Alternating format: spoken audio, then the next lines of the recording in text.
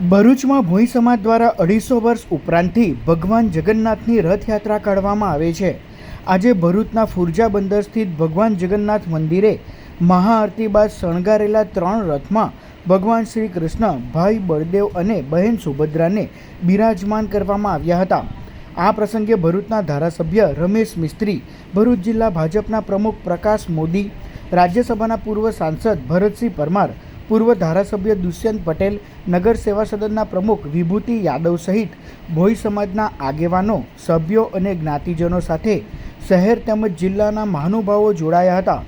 નગરજનોની ભીડ વચ્ચે જગન્નાથ પ્રભુને મહાનુભાવોએ મહાઆરતી ઉતાર્યા બાદ ત્રણેય રથોને જય જગન્નાથના નાદ સાથે પ્રસ્થાન કરાવવામાં આવ્યું હતું। રથયાત્રા સાથે ડીજે ભજન મંડળીઓ જોડાઈ હતી। રથયાત્રા દરમિયાન કોઈ અનિચ્છનીય બનાવ ન બને તે માટે રૂટ પર ચાંપતો પોલીસ બંદોબસ્ત ગોઠવાયો હતો। રથયાત્રામાં મોટી સંખ્યામાં માનવ મહેરામણ ઉમટ્યું હતું।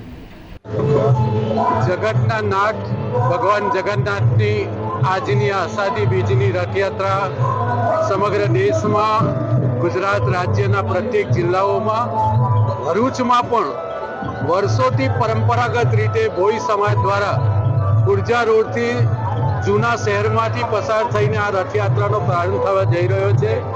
ભગવાન શ્રી કૃષ્ણ, ભાઈ બલરામ, બેન સુભદ્રા આજે નગરચર્યાએ નીકળી રહ્યા છે। નગરજનોને દર્શન આપવા માટે, એમના હાલચાલ પૂછવા માટે વર્ષોની આપણી આ ધાર્મિક પરંપરાનું પાલન એ ભરૂચના નાગરિક ભાઈઓ બહેનો સમગ્ર ભરૂચ શહેર અને જિલ્લામાંથી આજના ધાર્મિક કાર્યક્રમમાં ઉપસ્થિત રહીને ભગવાન જગન્નાથની આ રથયાત્રાને સફળ બનાવવા માટે ધાર્મિક આનંદ અને ઉલ્લાસના વાતાવરણમાં તમામ ભક્તો ભેગા થઈને આજનો આ ધાર્મિક પર્વ છે એને ઉજવણી કરવા માટે થનગની રહ્યો છે।